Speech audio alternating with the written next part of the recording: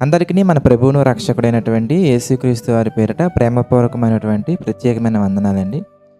ప్రియులారా, నిన్ను నన్ను మనందరినీ దేవుడు ఎంతగానో ప్రేమించారు. ఎంత ప్రేమించారు అనగానే ఎవరూ చూపించలేనంత. అంటే ఎలాగా?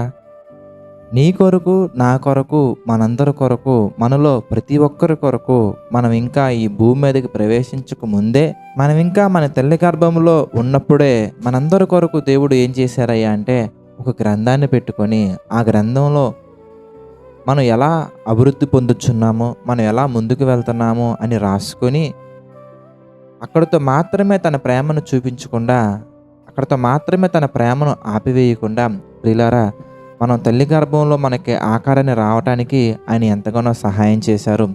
అంతే మాత్రం కాదండి, ఈ భూమి మీదకి వచ్చిన తర్వాత మనం ఎలా ఉండాలి అని ముందుగానే ఆయన ఒక ప్లాన్ వేసుకొని, మనం ఈ భూమి మీదకి రాకమునుపే మనకు కావలసినటువంటివన్నీ వనరులన్నీ కూడా సిద్ధపరిచి, ఎంత ప్రీ ప్లాన్డ్ అంటే ప్రియులారా, మనకి రాబోయే రోగాల కొరకు కూడా ఆ రోగాలకు కావలసినటువంటి మందులు కానీ, వ్యాక్సిన్స్ కానీ ప్రతిదీ కూడా దేవుడు మనందరి కొరకు సృష్టించి తన ప్రేమను వ్యక్తపరిచారు. అంతేనా?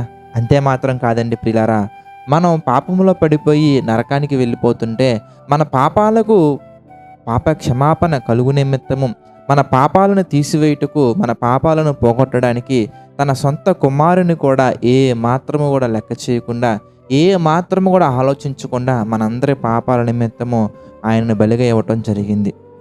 ఇది మనందరికీ తెలిసినటువంటి విషయమే. అయితే మనలో వచ్చే ఒక ప్రశ్న ఏంటంటే, దేవుడు ఈ ఘోర పాపిని నన్ను నిజంగా క్షమిస్తారా? బ్రదర్, నేను చాలా ఘోరమైన పాపాలు చేశానండి, అవి బయటికి వ్యక్తపరచుకోలేనటువంటివండి. నిజంగా నేను చేసిన పాపాలను తలుచుకుంటేనే నాకు చాలా అసహ్యం వేస్తుంది. నా మీద నాకే అసహ్యం వేస్తుంది. నా తల్లిదండ్రులు నన్ను అసహించుకున్నారు, నా యొక్క బంధువులు అసహించుకున్నారు, నా స్నేహితులు అసహించుకున్నారు.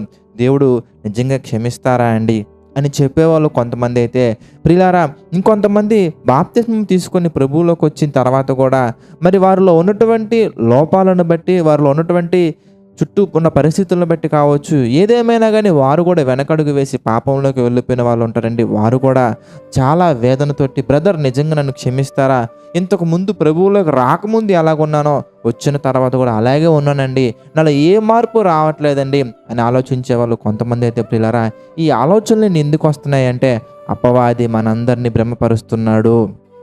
ఏమని భ్రమపరుస్తున్నాడు అంటే, ఛీ, నువ్వు ఇంత దుర్మార్గుడువా? నీ కొరకు యేసుక్రీస్తు వారు మరణించారు కదా, అయినా కానీ నువ్వు ఇలా చేసావంటే దేవుడు నిన్ను అస్సలు క్షమించడు. నీకు అసలు ఆ భూమి మీద ఉండే అర్హత కూడా లేదు, నీకు అసలు మందిరానికి వెళ్ళే అర్హత లేదు, అలాగో పాపం చేసావు కదా, ఇక అందులో కంటిన్యూ చేయటం మంచిది, ఈ లోకంలో ఉండిపోవటం మంచిది. దేవుడికి నీకు సెట్ అవ్వదులే, ఆ బైబిల్కి నీకు సెట్ అవ్వదులే, ఆ యొక్క మాటలకి నీకు సెట్ అవ్వదులే, అవి మనం పాటించలేములే, మన వల్ల కాదులే అని దేవునికి వ్యతిరేకమైనటువంటి ఎన్నో ఆలోచనలు కలిగించి దేవునికి మనల్ని ఎంతగానో దూరం చేస్తూ ఉంటాడు. ఆ దుష్టుడు, ఆ అపవాది, ఆ సాతానుడు మనల్ని ప్రభువుకి ఎంతగానో దూరం చేస్తూ ఉంటాడు. కనుక మనం ఏం చేయాలయ్యా అంటే, ఇలాంటి పరిస్థితుల్లోనే దేవుడు మన నిమిత్తం సిద్ధపరిచినటువంటి మాటలు ఏంటి, మన యొక్క పరిస్థితిని బట్టి ఆయన పలికినటువంటి మాటలు ఏంటి, సందర్భాలు ఏంటని మనం ఒకసారి బైబిల్లో నుంచి ధ్యానించగలిగినట్లయితే, ప్రియులారా, యెషయా గ్రంథము 65వ అధ్యాయం 2వ వచనం మనం చూస్తే, తమ ఆలోచనలు అనుసరించి చెడు మార్గమును నడుచుకొనుచు లోబడ నొల్లని ప్రజల వైపు దినమంతయు నా చేతిలో చాపుచున్నాను. ప్రియులారా, నువ్వు ఆయనకు లోబడకపోతే నిన్ను శిక్షించాలి అనే మనస్తత్వం కంటే కూడా నిన్ను రక్షించాలి అనే మనస్తత్వానికి ఎక్కువగా ఉంది.